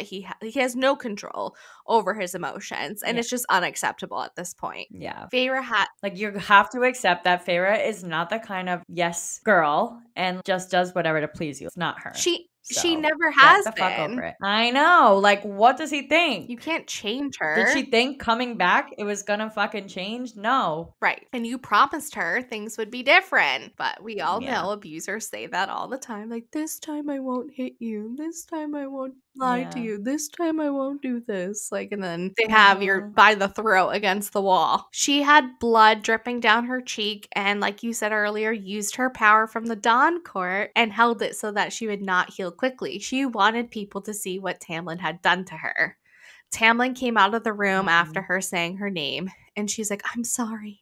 I'm fine. I'm fine. But no one in that hallway looked convinced. Nope. We have a mental conversation with Rhysand. He's checking in on her after her interaction with Tamlin, and he wants to make sure that she's okay. She's like, I'm okay. And he's like, I want him dead for laying a hand on you. She's like, well, technically his magic did. He didn't lay a hand on me. And he's like, well, I'm glad you can have a sense of humor about this. I certainly do not. And she sticks her tongue out at him, and he shows her back an image of his tongue doing something else. And I was like, oh shit. woo, woo. Spicy. Okay, Rhysand. Rhysand. What that tongue do? What that mouth do? I needed a better description of what his tongue was doing. I know exactly what his tongue was doing, but I needed a little bit more detail.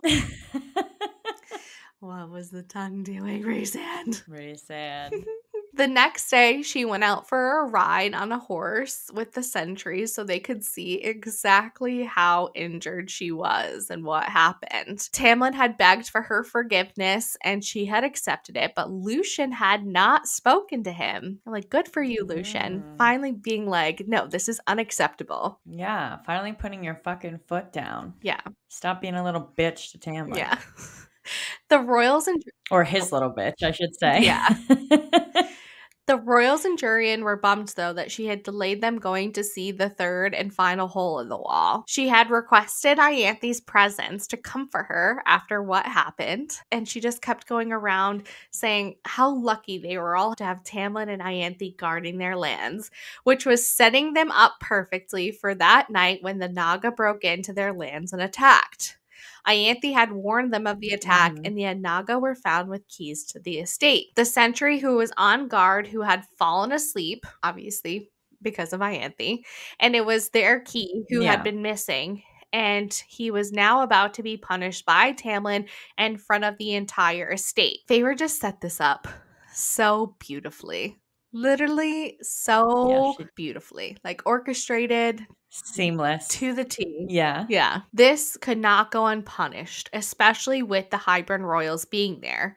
Ianthe gives the sentence of 21 lashes, which is wild to me. Why does Ianthe get to decide what the punishment is? Like, shouldn't Tamlin be the one deciding what the punishment is? I guess if, like, the attack... I know. Why is he even letting her? If the attack was against Ianthe or... in some way, I can see why he would let her decide the punishment. True. But this was an attack on the estate by one of his sentries who had fallen asleep or was not paying attention. And so why isn't Tamlin deciding? I know Tamlin's dueling out the punishment, but shouldn't he decide what that punishment is? It's weird. It's weird. Maybe this is just like another case of what you were saying. He didn't ever want to be High Lord, so she just makes a suggestion. He just goes with it. He's just like, whatever, sure. Yeah. The sentry then accuses Ianthe of stealing the keys after Feyre slipped into his mind to give him the details of what really happened, because Feyre had followed her that night and she saw exactly what Ianthe did. Feyre then says, yep, I will hear the sentry's story. Ianthe tries to knock Feyre down a few pegs by saying it was not her place, but Feyre is undeterred and says, again, I will hear his story. Ianthe says, you would take the word of a sentry over your high priestess? Feyre had her now, and Tamlin knew that there were too many protests coming from Ianthe that she had done this.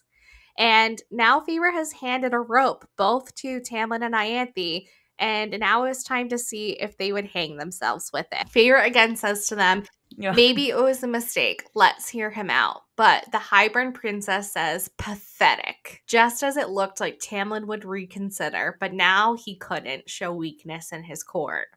Tamlin doled out the punishment to the shock of his sentries, that he had taken Ianthe's word over their word after everything that they had done for him during the curse, going over the wall, willing to die for him, and then this is how he repays them, that before Tamlin had been... Also, he's been proven too at this point that Ianthe was working with the king to overthrow all high lords, including you, Tamlin. Yeah. So after everything they've done for him and everything Ianthe has done to him, they literally still take the word of Ianthe. Yeah, the king of Highburn told Tamlin to everybody in that room. He said, Ianthe wants the high priestesses to be ruling. Yeah.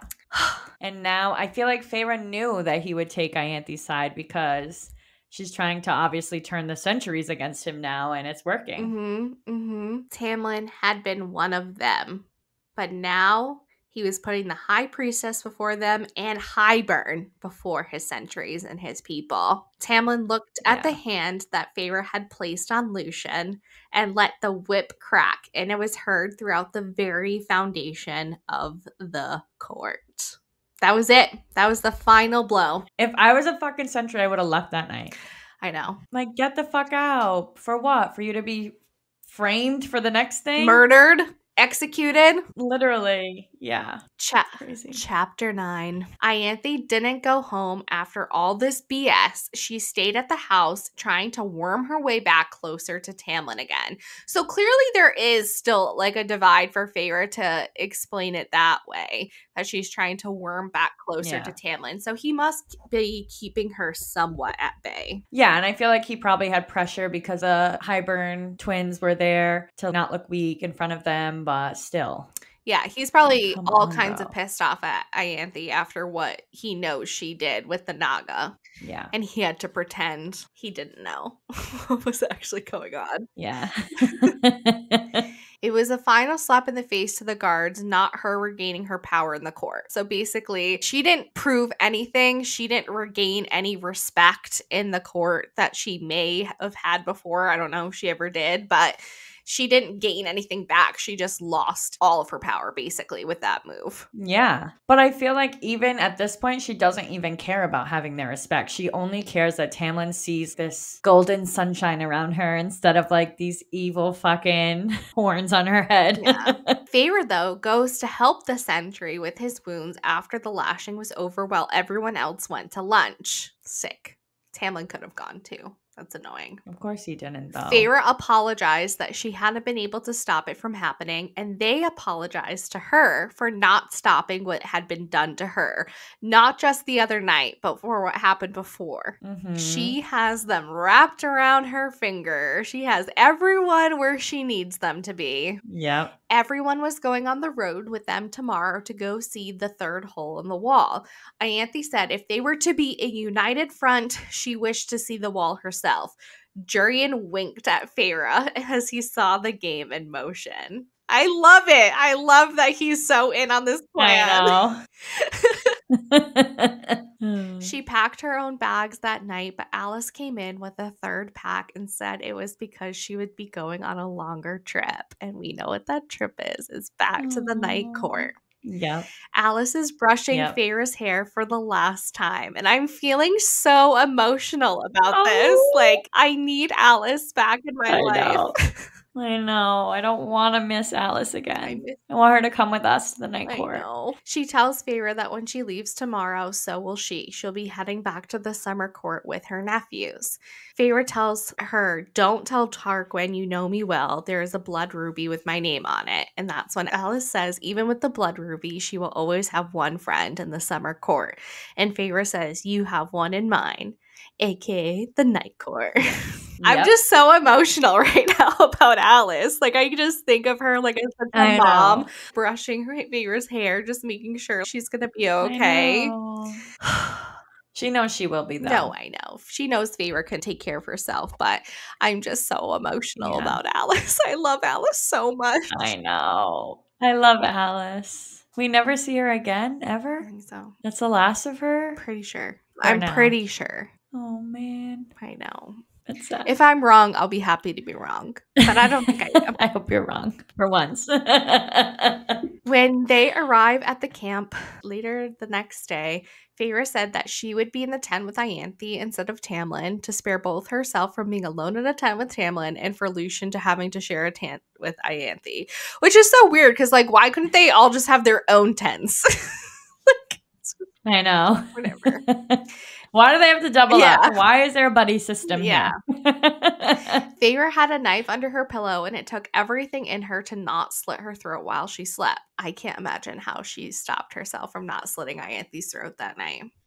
I know. When Ianthe woke and saw the knife in her hand, she looked startled. Feyre played it off like, you can't be too careful with our enemies around. And Ianthe's like, Hybern is not our enemies.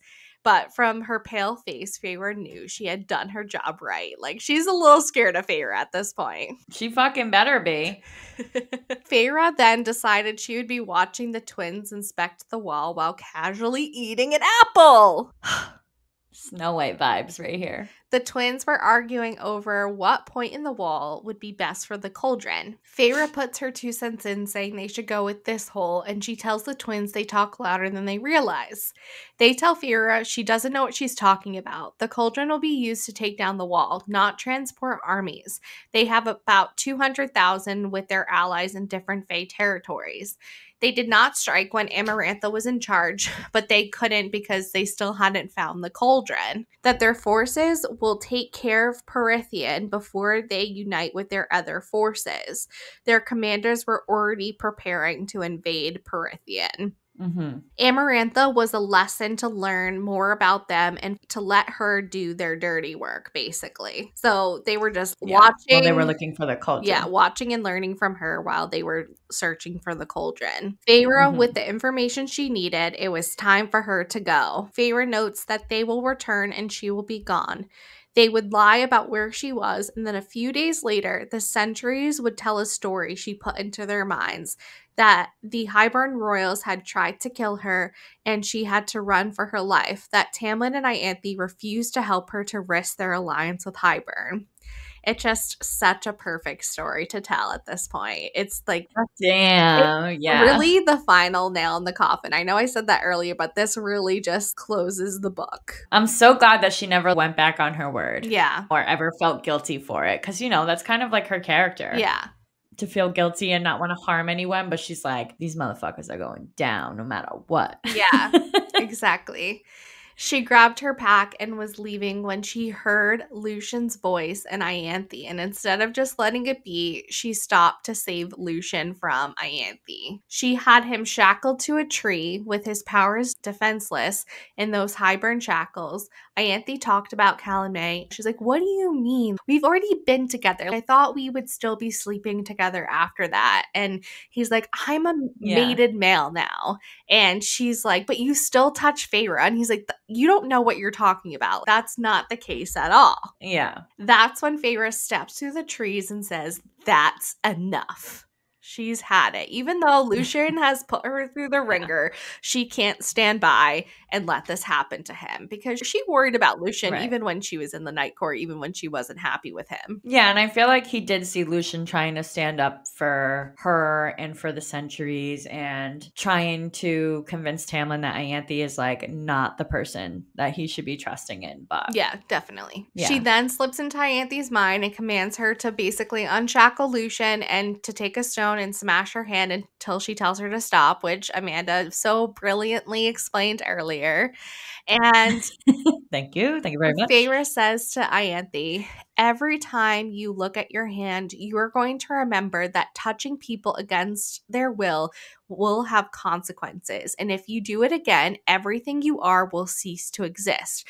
You will live with that terror every day and not know where it originates from. Only the fear of something chasing you, hunting you, waiting for you the instant you let your guard down. And then she tells Ianthe that she can stop. Yes, and this is actually my notable line for chapter 9, page 87. Feyre says, I debated slitting your throat this morning, I told her. I debated it every single day since I learned you sold out my sisters to Hybern. I smiled a bit, but I think this is a better punishment. And that brings us to our final chapter, chapter 10 in this section, as well as the end of part 1 and of Court of Wings and Ruin, which I'm so excited about because bye, Spring Court, we're leaving. Yes, thank God. Here we go. The royal princess says, going somewhere, Feyre? She tells her, well, I have places to be, so gotta go. This is when Lucien finally sees her pack, and I forgot to mention earlier, Feyre also stole the Illyrian blades that were Tamlin's. The twins start to close in on her, and she had to pivot so that neither twin was at her back. She says, take the spring cord. It's going to fall one way or the other. And Lucien snarls at this. They tell her, haven't you been wondering about all those headaches and while some certain mental bonds seem a bit more muffled? They also gave her a poisoned apple. How very Snow White of them. They have been adding Faebane to her food for weeks so that it would not be suspicious that she lost all of her powers at once. But the apple was grown in the king's personal garden. Her powers, they said, would be gone in about 10 minutes. The royals said their uncle would be very displeased if they let her get away. So they knew what she was up to kind of the whole time as well. Literally just Anthony and Tamlin. And even Lucian's a bit shocked that she's about to run away. It's like, come on. Come on. She says that she should leave Lucien, but she just couldn't, even though he was telling her to go. He does. He's like, go. She explodes into night and smoke and shadow and starts an epic showdown with the royal Hybern brats.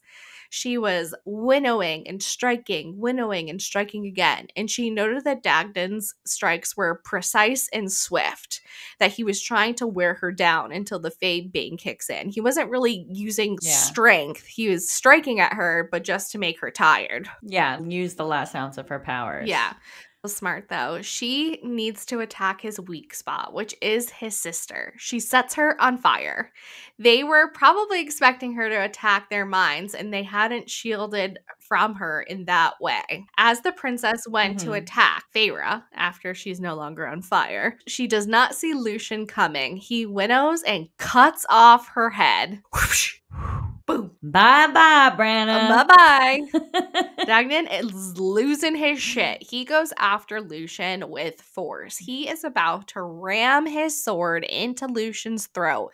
But Feyre's like, no, and stabs him in the eyeball. Which he's... You ain't saving this one to come back from the cauldron. Nope. He is dead. Dead and gone. He's dead. And... Feyre notes his face is still in shock as he dies. I'm like, oh my god, that's so graphic. Right? What do you think he looked like? Like this? Like, with the knife in his eyes, like...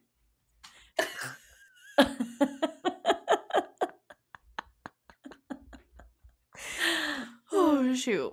She then says to Ianthe, you tell everyone that I killed them out of self-defense after they hurt me so badly and that you and Tamlin did nothing, that I did this to save this court. Lucien is in disbelief. He knows, though, she is going back to the night court, and he makes up his mind. He says, I'm going with you. And even though she tells him no, Lucien says that he is going with her and he is going to get his mate back.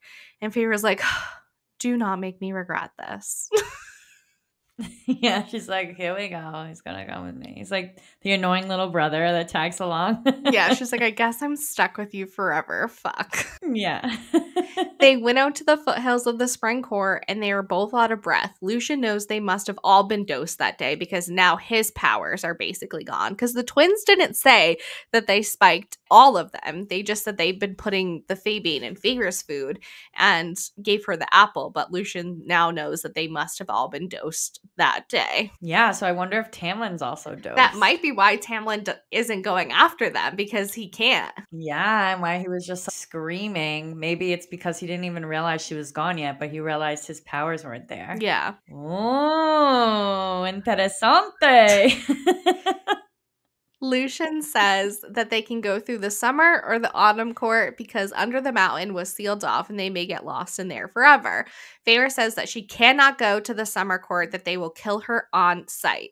Lucian says that they can go through autumn, that he knows a place that they can hide out, but that the autumn court will be just as dangerous. They come to the cave to the autumn court and it is left unguarded. She had planned and had backup plans to her original plans because Cassian had taught her well. She had backup plan after backup plan after backup plan to how to escape. I mean, obviously losing her magic was not a part of her plans, but she still has different escape routes to get back to the night court. Yeah, exactly. Feyre gives Lucian his final out. She tells him that he can stay. What's done is done. Hybern was already there. She thought about having the night court take over the spring court or letting Hybern take over the spring court.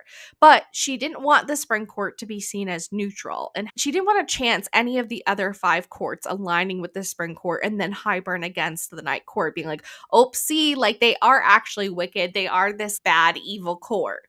So by letting Hybern make the spring court fall, basically they can maybe convince the other 5 courts to align with the night court to then fight Hybern. Yes, and this is my notable line for chapter 10, page 96. Lucian says, "You were right," Lucian declared at last. "The girl I knew did die under the mountain. I wasn't sure if it was an insult, but I nodded all the same. At least we can agree on that. I stepped into the awaiting cold and dark." And they leave the spring court behind, and she could have sworn she heard a distant roar as they were leaving. Yep. So Wild. crazy. They're done. She's done. She did the deed. She did what she came to do. She did the damn thing. She infiltrated, she arrived, conquered, and dipped. Yep. And killed the fucking twins. Yeah, that is definitely a power move that wasn't in her original plan, but it's definitely good to have those 2 out of the way with Hybern coming. Exactly. Because they're obviously his top 2 commanders, or he wouldn't have sent them to inspect the wall. Like, he trusted them enough to make it collapse, and now they're fucking dead, motherfuckers. Mm-hmm. So that information they gleaned only get from Tamlin or Jurian at this point. Mm-hmm. All right. Or Ianthe.